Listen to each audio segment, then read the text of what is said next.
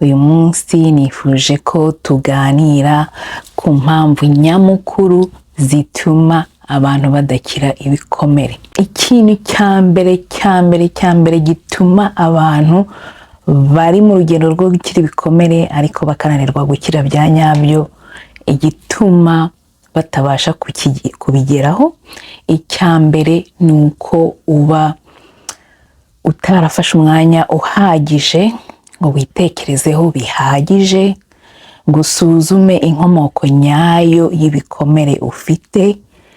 Wamara kuyisuzuma ugafata umwanya uhagije wo kwitekerezaho bya nyabyo no guhindura imiterere n'imikorere y'ubuzima bwawe.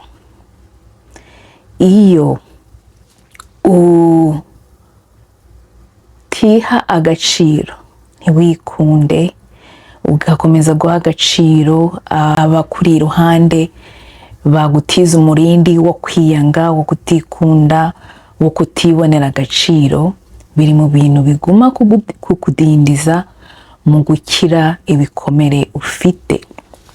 So ni muri urwo rwego rero ku muntu uwo ari we wese ushaka gukira ibikomere bya nyabyo agomba gufata umwanya uhagije akitekerezaho, akamenya inkomoko y'ibyamukomerekeje aho byavuye.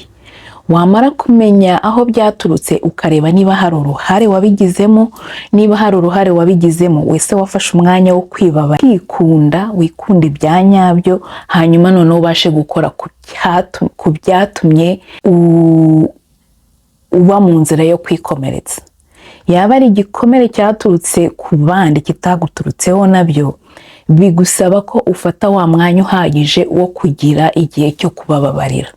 Ibyo baba baragukoreye ntago ari byiza, byarakubabaje bihagije, ariko iyo udafashe umwanya ngo ugire igihe cyo kubababarira kandi ukababara biturutse ku mutima, ntago bigufasha mu gukira ibikomere ufite. Ikindi cya gatatu, kubera uburyo ahantu tuba twarakuriye, uko twavutse, amateka twabayemo, byinshi byagiye bitwigisha gushaka urukundo ahandi, kururebera ahandi, ukibagirwa ko urukundo rwa mbere ukeneye ari urukundo wiha ubwawe. Iyo udafite uko watangira kwikunda kandi ukabishyira mu bikorwa, ukikunda bya nyabyo, nabyo biri mu bintu bikudindiza mu rugendo rwo gukira ubukomere. Ikindi cya gatatu, yindi mpamvu nyamukuru ituma abantu badakira ibikomere bya nyabyo, ni uko utangira urwo rugendo ariko ukarutangirira muri environnement igukomeretsa.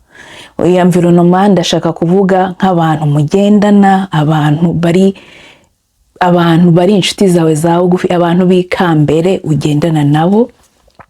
Iyo ari ba bantu basanzwe bafite ububasha kuri wowe bwo kugukomeretsa, so ni abantu bareba ubuzima bwabo muri negativite, nabo bagakomeza kugukura muri ya negativite yabo.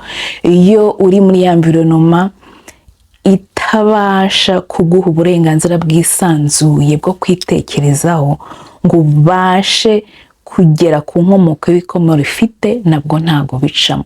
Usanga ari nka gihe, let's tuvuge nk'umuntu uri guca mu rugendo rwo gutandukana n'uwo bashakanye kubera fagiteri nyinshi zitandukanye, ugasanga urabibona ko ku bana bidashoboka, urabibona ko byananiranye, ahanini bituruka uko muba mwaratangiranye, ariko ukabura imbaraga zo kwikura muri rwa rugo uhora uririramo, ukabura imbaraga zo kubasha kuvuga uti uyu muntu ndabona tudashobokanye, ngiye kuva muri iyi environnement kugira ngo mbashe gukemura ikibazo mfite, mbashe kubona umwanya wo gukira igikomere mfite, mbashe no kubona uko narera abo dufite. Iyo ugumye muri ya environnement rero ikubuza kubona umwanya wo kwisuzuma ngo ubashe kuva muri cya gikomere, ibikomere ufite ntago bikira. Niba uri muri urwo rugendo rwo gushaka gukira ibikomere, ugomba kwita kuri izo mpamvu mvuze haruguru za ngombwa kugira ngo ubashe kuva muri ibyo bikomere ubivuyemo bya nyabyo. Ubundi ukamenya abo ubwira ibibazo byawe. Ça fait partie y'iyo environnement navugaga. Ugomba kumenya ubwira ibibazo byawe, ukareba ko niba ari umuntu ufite ubushobozi bwo kugufasha kubasha kwitekerezaho no kuguha inzira yo kubasha ko wakwikura mu bibazo urimo, mu bikomere ufite, adashyizemo amarangamutima ye. Ni hahandi usanga ufite ikibazo runaka wayobewe ko ushobora kukikuramo, ukaba wajya kubaza umuntu utekereza ko ari inararibonye kubera ko wenda ari umukuru w'umuryango cyangwa se kubera ko ari umukuru w'idini runaka, kubera ko umubona nk'umuntu w'inararibonye wagufasha. Ariko iyo adafite bwa bubasha bw'ubunyamwuga, agashyiramo amarangamutima ye, uvayo wavangiwe kuruta uko wagiyeyo. Ugasanga noneho ugize confusion yo kumenya uko ubasha kwikura muri cya kibazo cyawe wari urimo. Rero ikintu cyangombwa nyamukuru ugomba kwitaho kugira ngo ubashe gukira ni ugufata umwanya uhagije, ukitekerezaho bihagije, ukamenya inkomoko y'ibikomere byawe, ukamenya aho byaturutse, ukareba uruhare ubifitemo, waba udafite uruhare kandi ukareba uruhare rw'abandi bafitemo baguteye ibikomere, hanyuma ugafata umwanya uhagije wo gukora kuri iyo mpamvu nyamukuru yatumye ugira ibikomere. Uko bishoboka kugira ngo umuntu abashe gukira ibikomere, ni urugendo rurerure, ntabwo ari ikintu umuntu akora umunsi umwe, ni urugendo rwa buri munsi. Birashoboka, ariko bisaba kugira gahunda nyayo kandi ukabigiramo ubushake nyabwo.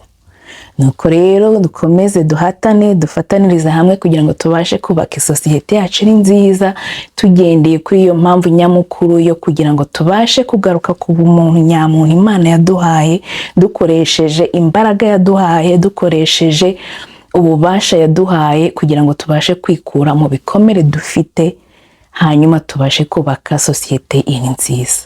Mukomere rero kandi mukomeze murwaze, mukomeze mugire umunsi mwiza. Murakoze.